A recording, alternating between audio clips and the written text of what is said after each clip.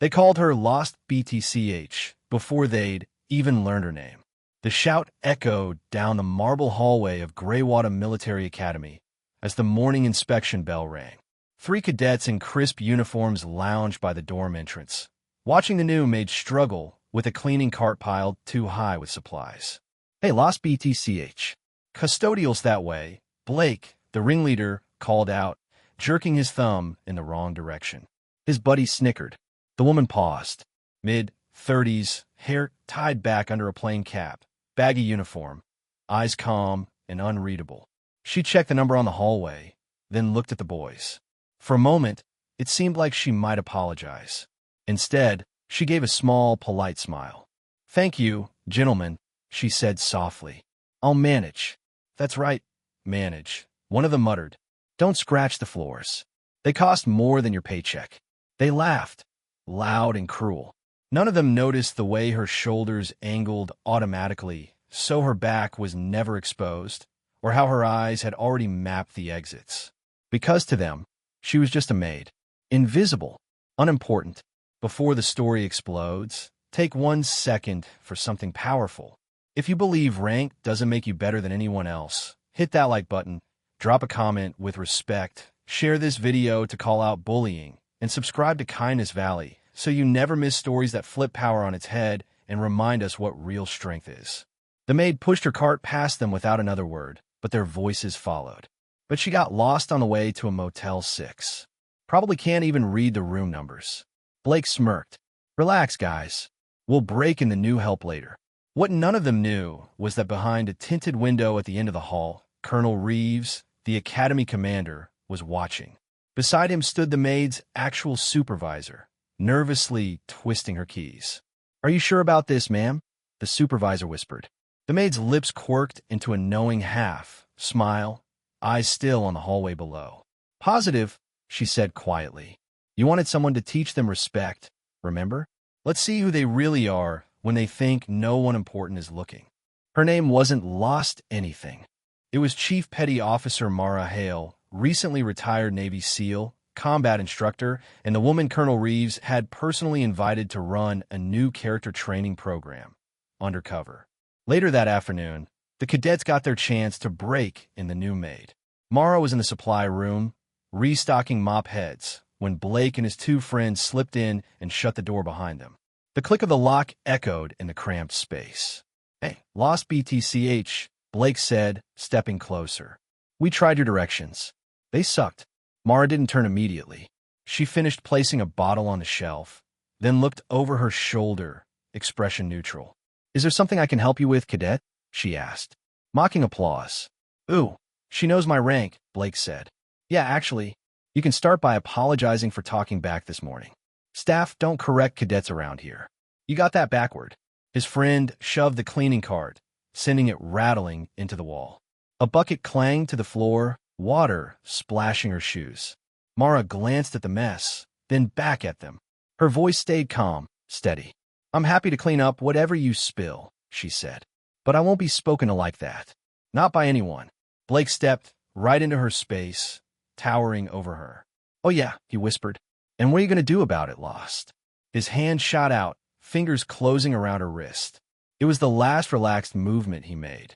To the boys, it felt like the world suddenly turned upside down. 1 second Blake was smirking, the next his feet were off the floor. Mara moved so fast it barely looked like motion, just a shift of weight, a twist, and Blake's back hit the ground with a thud that knocked the air out of him. His buddies lunged forward. "Don't," she warned. They didn't listen. The first grabbed for her shoulder. She pivoted, redirecting his momentum.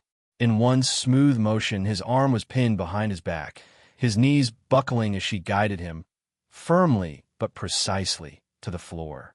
The second cadet froze, hands half, raised, suddenly not so confident. Mara's voice never rose. "I'm not here to hurt you," she said. "But you will not touch me again. We clear." Blake gasped from the floor, stunned more by humiliation than pain. What are you?" he coughed. The supply room door swung open. Colonel Reeves filled the doorway, arms folded. The room went dead silent. "On your feet, cadets," he barked. They scrambled up, red-faced, avoiding his eyes. Mara straightened, stepping back with military precision that looked very out of place in a maid's uniform. Until now. Chief Hale, the colonel said, his tone shifting to respect, I trust they didn't damage your cover too much. Three heads snapped toward her. Chief, one of them repeated. Mara pulled off her cap. Without it, the sharpness in her features, the toughness in her posture, were impossible to ignore. Chief Petty Officer Mara Hale, she said. United States Navy SEAL, 15 years. Your commander invited me here to run an advanced leadership and character course. She let the words hang. And congratulations, she added softly. You just failed the entrance exam. Blake's throat worked. Sir, we didn't know. That Colonel Reeves cut in is exactly the point. You thought she was just a maid, so you felt entitled to humiliate her. If she'd truly been someone without combat training, what then? 3 against 1? Is it the kind of officer you intend to become? No one answered. Mara stepped closer, her eyes on each of them in turn. Tell me something, she said. Who makes your beds? Who scrubs your toilets? Who polishes those floors you brag about? You think your rank makes you better than them? One of the boys swallowed. No, ma'am. You acted like it does, she replied. Real warriors don't punch down. They protect. They respect. They know the strongest people in the room are often the ones nobody notices. For the next week, the academy changed. The 3 cadets were assigned to Chief Hale's program. But instead of doing extra push-ups or running till they dropped, their punishment looked different. They cleaned with the staff. They woke up early to mop the halls, served food in the mess, folded sheets in the laundry, took out trash in the freezing dawn. Mara worked beside them, quiet but unyielding. When they complained, she just asked one question. So why is it okay when they do it for you every day? Slowly, their arrogance started to crack. One night, after a long shift in the dining hall, Blake lingered behind as the staff clocked out. He approached the woman who usually cleaned his dorm, Mrs. Patel, the one he'd never bothered to learn the name of. Ma'am, he said awkwardly, I am sorry for how I've acted. For all of us. She smiled, tired but kind. You boys grow up. Just don't forget this lesson when you get the shiny uniforms. At their next session, Mara watched Blake carefully as he scrubbed a stain off the wall. Why do you want to be an officer, cadet? She asked. He hesitated. I used to think it was status, power, the salute. Now, he glanced at his calloused hands. Now I think it should be about serving. Like you did. Like they do. For the first time, she gave him a genuine smile. Then there's hope for you yet. A month later, in the academy auditorium, the entire support staff sat in the front rows, custodians, kitchen workers, groundskeepers. On stage, Blake and his 2 friends stood at attention. Blake stepped up to the microphone, voice steady.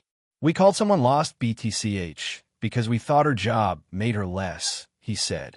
Turned out she was a Navy SEAL who could have broken us in half, but chose instead to rebuild us. So this is for all of you who serve quietly every day. We see you now, and we're sorry it took being destroyed to learn what respect really means.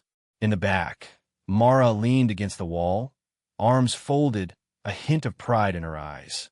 If this story hit you, if you believe no job makes a person worth less, tap like right now, comment everyone deserves respect, share this video with someone who needs a wake, upcall, and subscribe to Kindness Valley so we can keep spreading powerful stories that turn cruelty into courage and arrogance into kindness.